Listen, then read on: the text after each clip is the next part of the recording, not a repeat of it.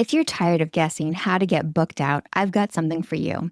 My booked out blueprint starts with a private 45-minute interview where I learn your business, your goals, and what's actually holding you back. From that, I create a custom roadmap showing your best route to booked out. No fluff, just clarity. It's only $397, and if you move forward into Booked Out in 6, my 6-mission program, that $397 is fully credited. Check the show notes to get started. Welcome to the Tiny Marketing Podcast. I'm Sarah Noel Block, and this show is made for solo consultants who want to get booked out without burning out. If you've ever thought, I just want this to feel easier, you're not alone. Around here, we focus on simple, sustainable growth that actually fits into your life so growth feels doable instead of overwhelming. I'm going to take my shoes off, relax a little bit. Settle right in. There we go. Okay, I'm really excited about this topic because so we're talking today about original research and tying it into events, an event-first strategy with that. And I haven't seen that before. So when I was looking at your form, I was like, ooh, I'm going to learn a lot today. Yes, it's just a different channel, and it's just a way to make the research more of an experience, like more 3D rather than something flat. Yeah, that's a whole different way than, like, I work with a decent amount of original researchers, and I haven't seen anybody apply it in this way. So before we get into all of that, can you introduce yourself to the audience? Yes, absolutely. I'm Lisa Shaw. I'm the founder of Devon Point. My company works, it's a small content strategy practice. My company works with B2B tech founders and B2B technology companies. We focus mostly on original content. So my background is in journalism. I still write for MarTech on event marketing. And one of the most important things that companies can focus on right now is the kind of content that AI can't reproduce. So by definition, event sessions, subject matter expert interviews, and original research are areas that it literally hasn't happened yet. So no LLMs can train on it. Yeah. That's where I'm focused, right? That's brilliant. That is absolutely brilliant. So similar thought process where it's like anything that AI can't do or replicate is where you need to focus, because then you can use AI to make, like, to expand on whatever it is or repurpose whatever it is that you're creating, but create something original first, because then that can't be duplicated. There's no original thought in AI.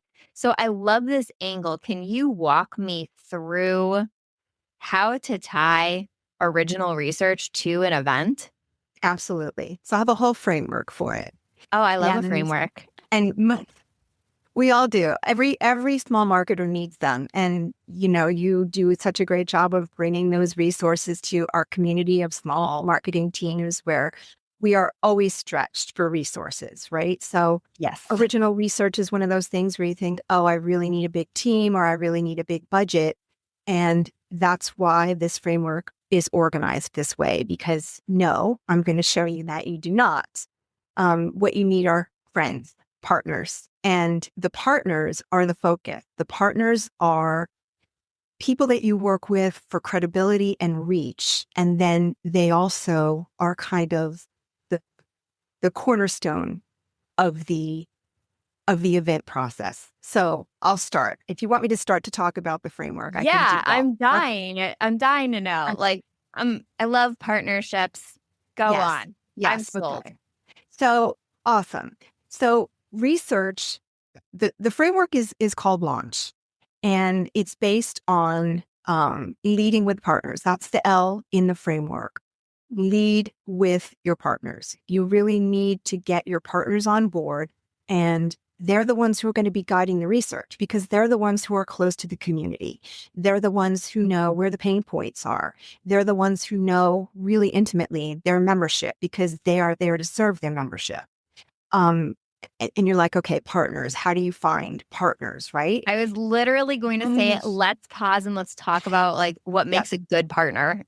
Okay, so what makes a good partner? Somebody in your space, right? So when you think about partners, credibility and reach. You want to be able to partner with some organization that is already has your ICP in it, right?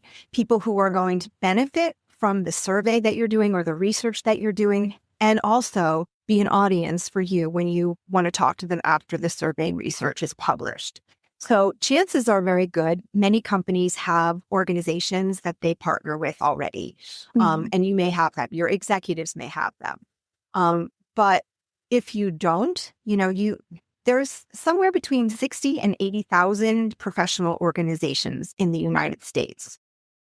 Those organizations serve members. And if they are in your industry or in your vertical, they would be great partners because they're focused on member services and you are focused on getting research that you can then repurpose in your marketing.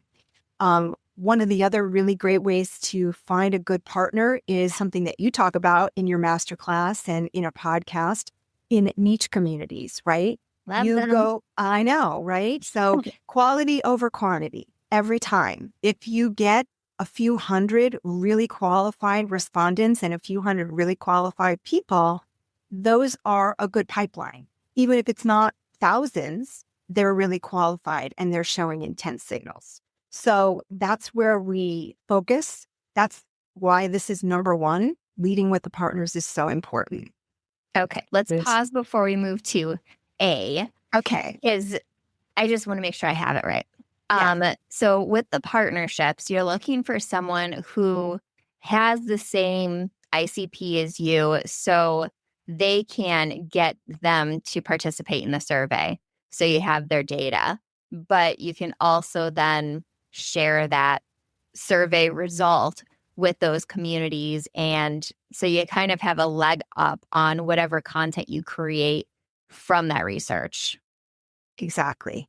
And they are also making sure that your survey topics are credible, right? So you want to make sure that what you're doing research on is not just self-serving.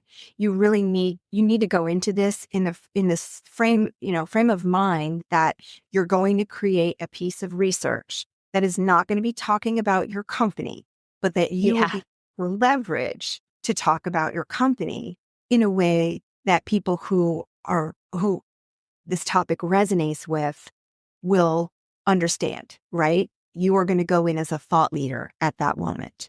So that's why partnership is so important because they have the access and they have the credibility with those communities, Yeah. It is right? pretty ick when you're seeing something come out and it's just about the company. You're like, what am I Exactly. supposed to do with this? How do I apply this? Right. And as marketers, right, we have what Hemingway called built-in BS detectors, right? That's true. We can smell it. We We're living know. that life. We totally do. And so here's a really good example of that. So for one of the projects that I did for a client, we got 83% of our responses came from our partner communities. Like we probably should That's have gotten it, awesome. but people weren't interested because we're a vendor, right? This client was a vendor. They weren't trusting it. But when it came from their community, people were really interested in the topic because it was more credible. And one of the things that we did during planning of that research, we were using a term that the community did not use to describe themselves. And if we didn't have the partner to give us that insight, we would have gone out there with that like clunky term that would have turned people off immediately. Yeah, that's such a good point. And you can pull that tip into absolutely everything. If you're using jargon or a phrase that you specifically use because you don't know what they use in their Yes. life or their job, it's gonna ring that Yeah, ick bell for them because they're like, you're not one of us. exactly. Exactly. And they know, right? Yeah, they know. Mhm. Real quick before we move to the A, Mhm. one thing that you can do, so not you, but you as the listener can do to make sure that you're using the right phrasing that your clients use is to pull the transcripts from your sales calls and the meetings that you have with them. And you can throw those transcripts into ChatGPT and ask, like, how does my ideal customer talk about X, whatever it is you're doing the research on? and you can find the specific words because you're using their transcript that they use and then just mirror that description. That is a great use of ChatGPT. Yeah, transcripts plus ChatGPT makes me very happy. This is Okay, now we can move to now A. we're ready. Now we're ready. Now we're ready. So A is for assemble assets, right? So the assets are everything. It's what your company is going to use to build on this research. And while the research is in the field, you have to be making a plan, especially if you're a really small team, which most of your listeners are. Mhm. You need a plan. So you're going to be putting together your assets. You have to figure out, okay, what's my minimum viable content plan, right? The minimum viable content plan is number one, the research report, right? Where is it going to live? Is it going to live on your website? Is it going to be a PDF? Is it going to be on a Notion page? Are you going to gate it? How are you going to gate it? Like all of those things, you have to figure that out. Do you have the resources for design, right? So that's another expense. If you have the resources to do that, great. If not, you can create, maybe you can work with a graphic artist just to create some of the data visualizations that are going to be the foundation of your marketing, right? Mhm. So that'll be a great investment. Once you've figured out where your report is going to live and whether or not it's going to be gated, so do you need a landing page? Do you need a Notion page? The next thing you need are a couple of blogs. Number one is the blog that's going to basically encapsulate all of the research findings. This is going to be the number one piece that will have all of the charts and all of the analysis. It's going to be your long form piece, and you're going to pull from. Make sure you have another blog on deck. And there are so many different ways to repurpose research. And you can figure out, is it going to be something that you're going to target to a particular member of your audience? So, so that you have that to lead with. The next thing that you need to have is a webinar deck, because remember, we're leading with the event. So you're going to pull all of that together into a deck, and you're going to be using those charts and those graphs from the research project, and you're going to put those in a deck so that you're ready to go. Those graphics and those infographics, they're going to be a key part of the next one, which is a social carousel, right? So all of the key findings will go in the social carousel. And then finally, the best thing that I recommend is having a lead magnet. When you go to an event, everybody likes to have a downloadable, like a little Yeah. something extra, right? So you feel like, okay, I was heard and this is awesome, and I'm going to get this nice little gift. So all of that has to be done in advance, right? So that when you have your event, you're going to launch, you're going to be ready to go. So during this couple of months, so the survey's in the field, maybe 6 weeks, right? So you've got a couple of months of planning time that you need to put in, and you're going to put together a plan of assets and a timeline and your minimum viable content, pull all of those things together so that once the research does start coming in, you can pull it all together and say, okay, did what we expect from the beginning actually happen, right? Were our hypotheses validated? What does the research actually show? Are we going to be able to tell the stories that we thought we were going to be able to tell in our planning meetings?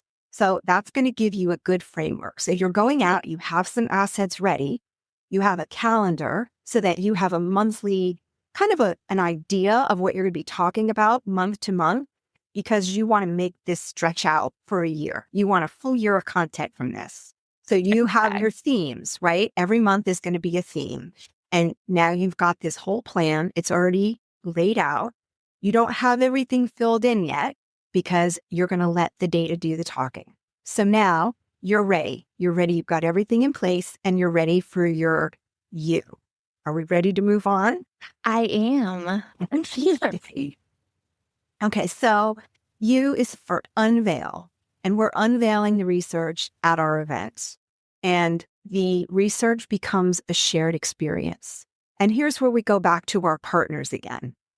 Your partners have relationships with the people who have taken your survey. They are influencers in their field, or they're experts in their field, and they are going to be on your panel. This webinar is going to be them talking about the research, in ways that only they can. The most Ooh, that'll be important thing interesting. to remember is who is not on the panel is you. Nobody from your company is on that panel because that's an instant drop in credibility, right? You don't want to be there. You are the thought leader behind it. You funded it, right? You are just as interested in the results from this research as anybody else.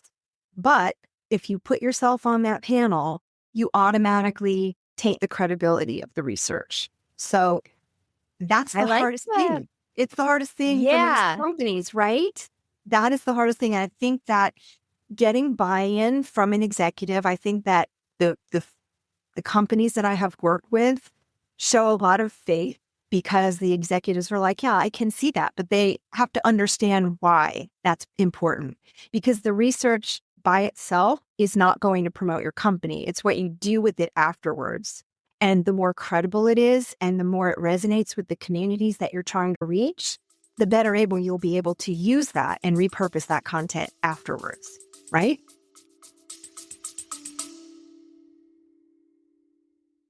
Hey there, amazing founders. Ready to take your business to the next level? Join our Gateway Offer Challenge and watch your sales soar. In this challenge, you'll get mini Gateway Offer trainings to perfect your offers. Learn how to structure your documentation so it sells for you. Create buzz around your offer and identify eager clients with our sales training. Plus, get exclusive outreach templates that take the guesswork out of prospecting. And because selling should be fun, we've gamified this challenge. Who can sell the most gateway offers? And let's not forget, you'll also learn how to effortlessly upsell to your signature offer. Ready to level up? Join the Gateway Offer Challenge today. Your business will thank you. Go to challenge.sarahnoelblock.com. That is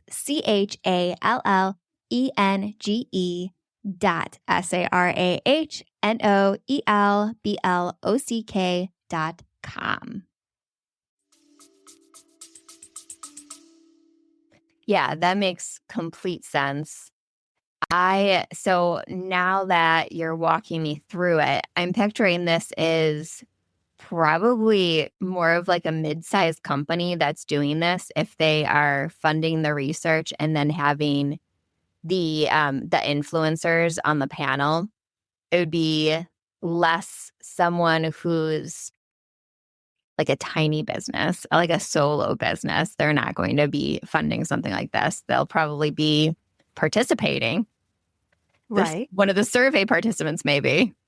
Or they could team up with others in the industry and do a survey that benefits all of them, right? By definition. Yeah, like a group. Yeah. Exactly. Because by definition, the survey is agnostic. The topics are topics that people in the community are interested in. And then each one of the participants and each one of the funders can then use that research to their own benefit.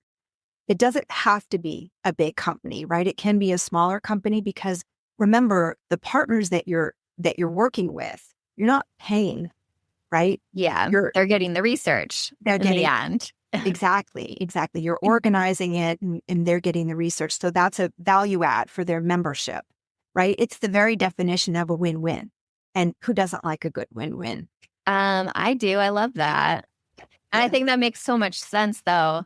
Like for maybe people who are listening who are solo consultants, if you team up with other solo consultants that are going after the same ICP as you or dream client, um, that way you can get research that you can leverage for your own business, but you're also sharing the workload. Exactly. So one of my clients, they had a couple of partners that worked with them on research. So they did a couple of webinars because each one of their communities wanted to have their own, right? They wanted to have Yeah. their own experts and their own people on the panel.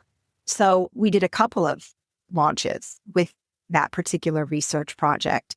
And each one of those webinars only had 200 people register and maybe 40 to 50 people show. So it was really small, but those were intent signals, right? Those audiences were locked into that research. They Yeah. were they were ready for it, right? They were ready for the follow-up that came afterwards because they had already expressed this is a serious pain point.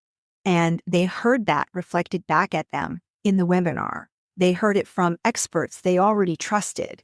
So when we followed up, when the client followed up afterwards with, hey, we noticed this was an issue for you, they were ready, they were primed because we already heard their voices. So the webinar itself doesn't have to be hundreds and hundreds of people if those people are really targeted in your ICP. Yeah. And I personally do not care about the size of how many people are at an event. It's who is at the event. Is it the Yes. right people in the room? Exactly. Exactly. So one of the other things that came from most of the webinars, you do the satisfaction studies afterwards, right? The survey, how did you like this? And some of these events become so popular that people are so gratified, right? Oh, wow, my pain point was reflected back and these people get me. It's so exciting to hear this. Like these people are in the trenches every day. We get great feedback, qualitative feedback, and we can use those quotes in social campaigns, which is Yeah. That's so another, smart. right? It's just another source of great content. Quick question. What Mhm. event platform do you use for this where you get feedback right away? So, my partners that work on the platforms, some of them are using Goldcast, some of them are using Rev. I don't know the tech stacks of all the different partners because we don't They're all run. using different ones. They're all Okay. using different ones. Yes, I'm trying to remember some of the ones, but those were the two that popped out. I had someone from Goldcast on the show before. She, They're great. yeah.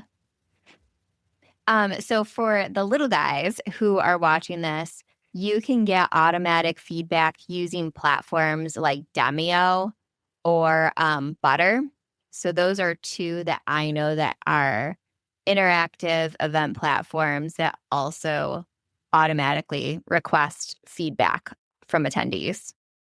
I have actually been on an event on the Butter platform, and it's really good. It's easy. Yes, I used Butter for a long time. It got a little glitchy to the point where I was like, I can't use this until the glitches are fixed because it would like bounce me out as the host. I have like My 50 people problem. on. I'm like, fix this and I'll come back because everything else I loved. Oh, that sounds so cringe. Oh my gosh. My God. I got so lucky though, because I had some attendees there that are friends of mine and just stepped up and like talked until I was able to get back in. Awesome. Yeah. Okay. Go on. Okay. We're We're on it. on We're ready. N. So the N is for nurture and nurture continuously, right? So remember, we blocked out our plan. We have our month to month themes, right? So we've already launched with our minimum viable content plan, and now we're not doing any random publishing. We have a plan, but we're going to use engagement metrics to figure out what are we going to publish next, because this research now is an endless source of great content. How are we going to produce it? What channels are people responding in, and where do we need to go next?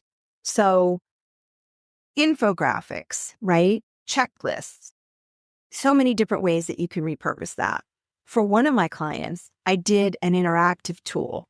And this was really cool because it was a really low lift for their little team. Everybody is such a small team. We have so many things that we have to do. But we were able to pull together this interactive tool using Typeform that drilled down on a pain point that people were coming back and saying, oh my gosh, this is so huge. We could see it in the engagement with some of the blogs. We could see it in some of the comments. And that's what we did. So this tool was a self-assessment, like where do you really land? How is this affecting you and your work? And it was a simple, I think maybe 7 or 8 question self-assessment, but it was such a huge, huge thing.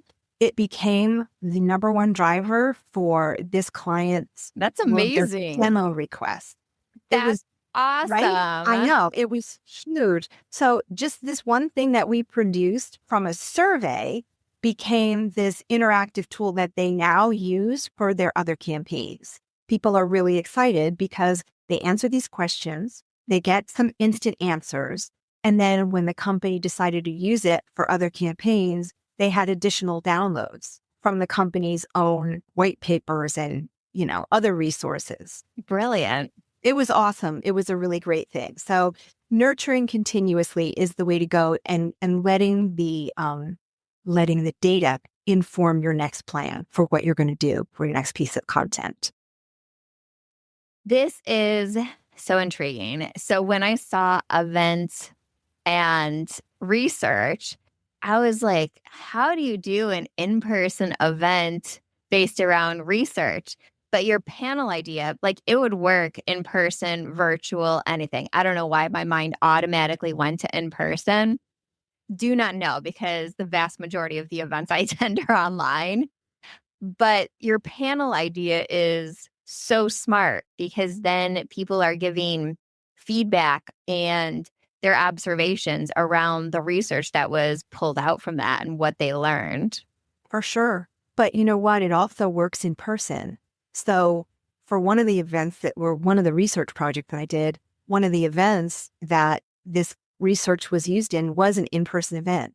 One of the partners decided this research was so resonant with their community that they stood up a whole session at their in-person event Hmm. around the research. So we weren't necessarily there. We weren't on that panel either, but it just expanded the reach. And of course, the client's name was all over the research because, they funded it. Yeah. So, Ooh, okay, hold on. I got an idea too. Um, the in-person conferences that are related to what your research is, mhm. like, couldn't someone come in as like who is a panelist on one of your webinars as a keynote speaker and talk through those data points? Like, Yeah, there's so much you can do to expand the reach using leveraging other people's events too. absolutely. And that's where the partners come in, right? You just Yeah. need that reach. And again, if the survey was done properly and designed well, and it's good quality data, people people want good information, right? It resonates with a whole bunch of different audiences.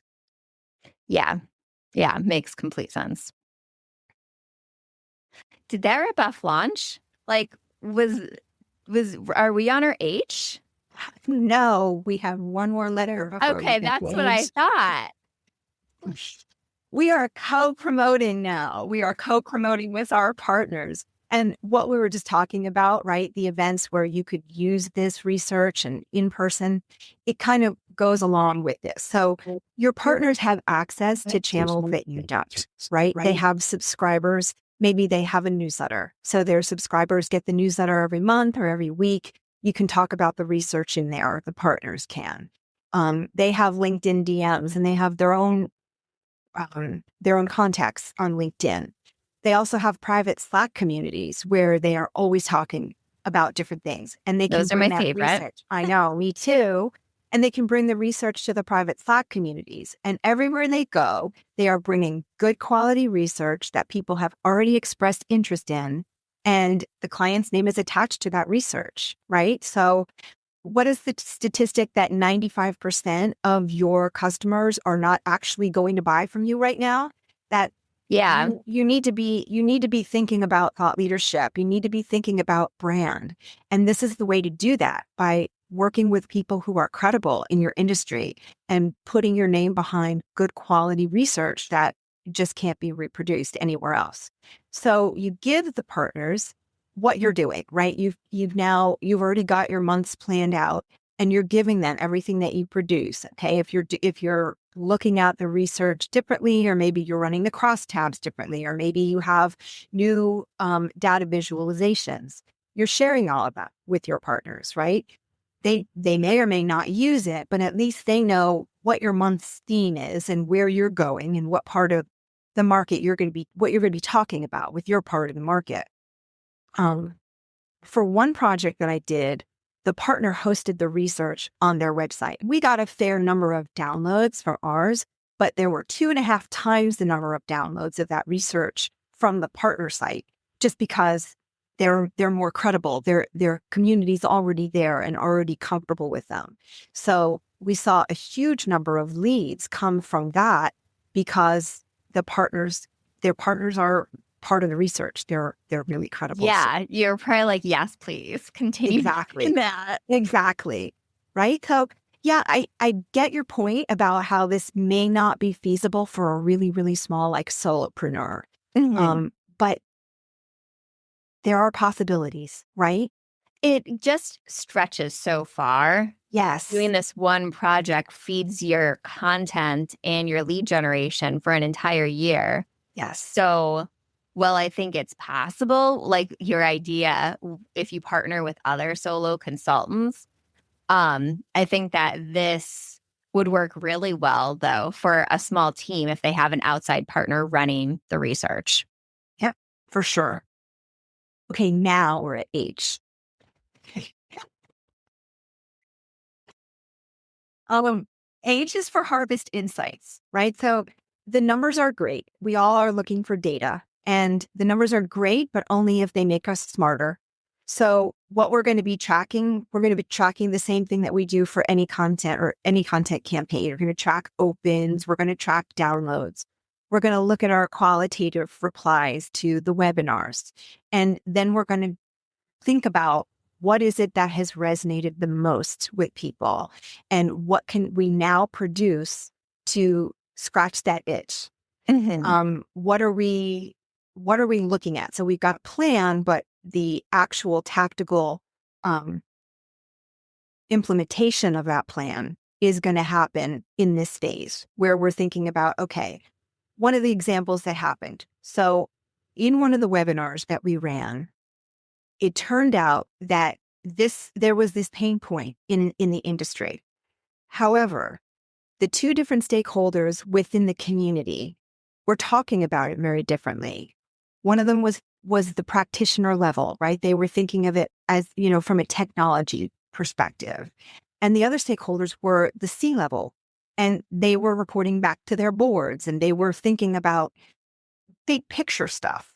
They did not have the language to talk to their teams about what their concerns were. And the teams were so frustrated because they would bring their concerns to the executives and they weren't heard because they weren't using language that the executives understood. So we saw that mismatch in communication, and we developed a blog series, How to Talk to Your Executives About Pain Point. And the executives, we had how to talk to your team or how to get more from your team around pain point. And Was we the pain walked. point AI? It was not. Oh, now it is. Now everything is. But I have so many clients where that is what they're talking about. well, everyone is talking about it now. But this was about data quality, right? And it does actually inform in AI because it's garbage in, garbage out. When you're working in technology, you know that anything you feed a system is just going to chuck it right back at you. And if Yes. it's garbage data, you're going to get garbage back. So this was a concern for everybody, right? Everybody was concerned about the poor quality data, but the tech teams were dealing with the actual data, and the executives were like, what is it telling us and how can we fix it? And they don't want to talk about the technology. So Yeah.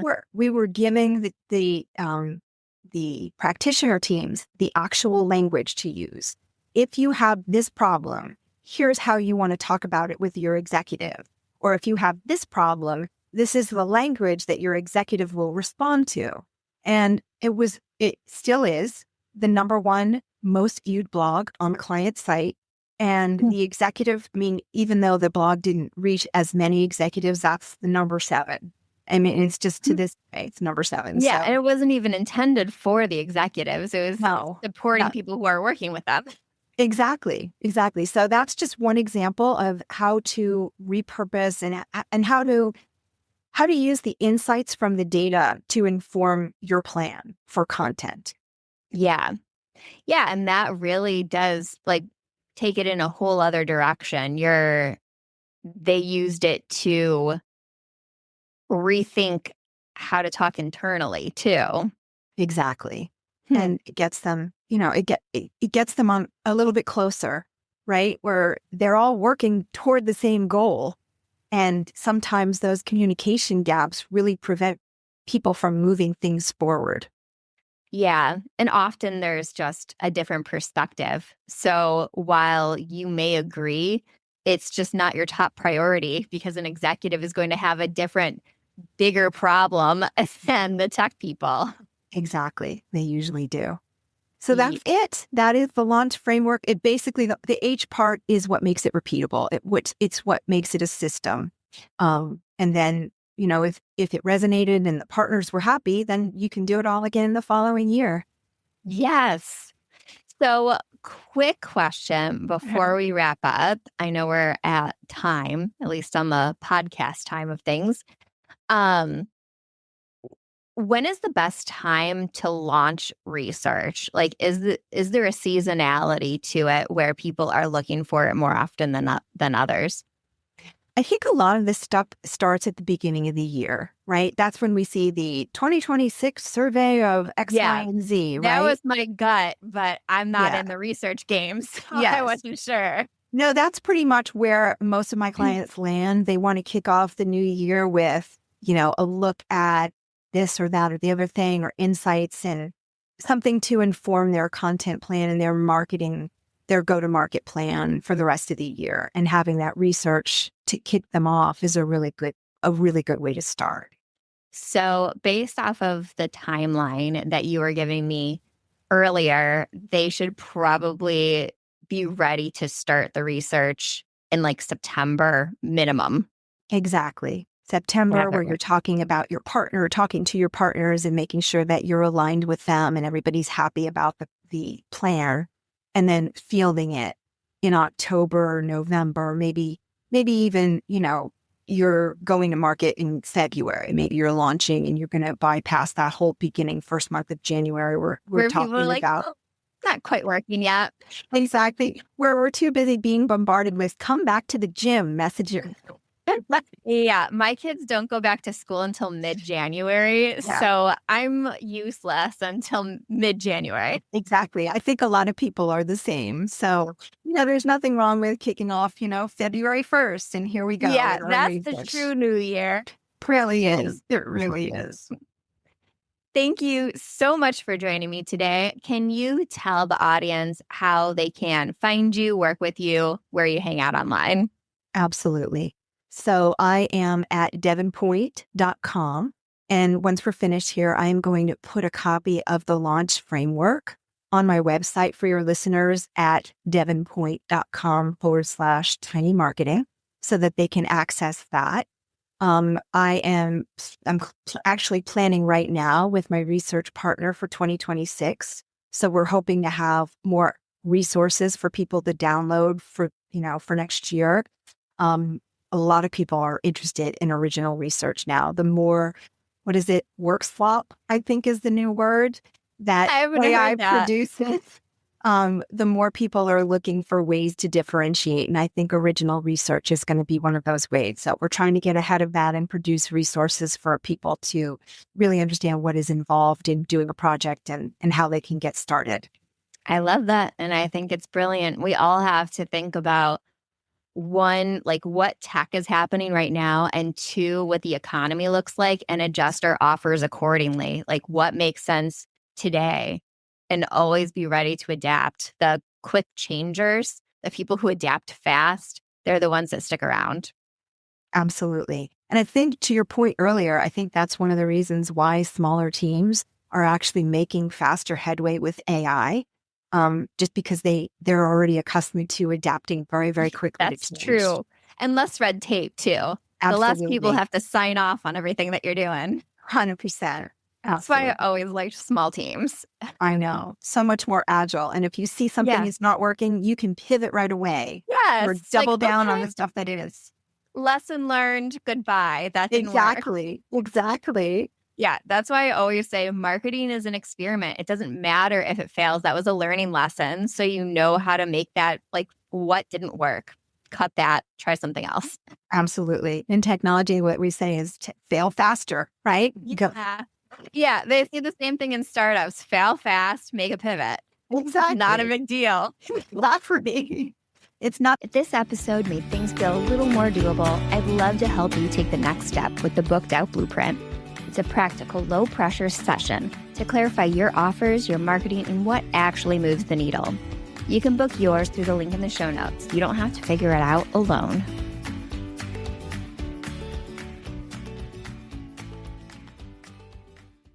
Hey there, fellow founders. Are you looking to unlock the secrets behind rapid business growth? Join my vibrant meetup group where we dive into masterclasses on game-changing strategies every single month. We've tackled topics like building a lean marketing engine, crafting killer lead magnets, and leveraging gateway offers to sell high-ticket offers. And trust me, you don't want to miss out on the next one. Come share your experiences, learn from the best, and let's grow together. Sign up and be part of the next masterclass by going to events.sarahnoelblock.com. That's events.sarahnoelblock.com.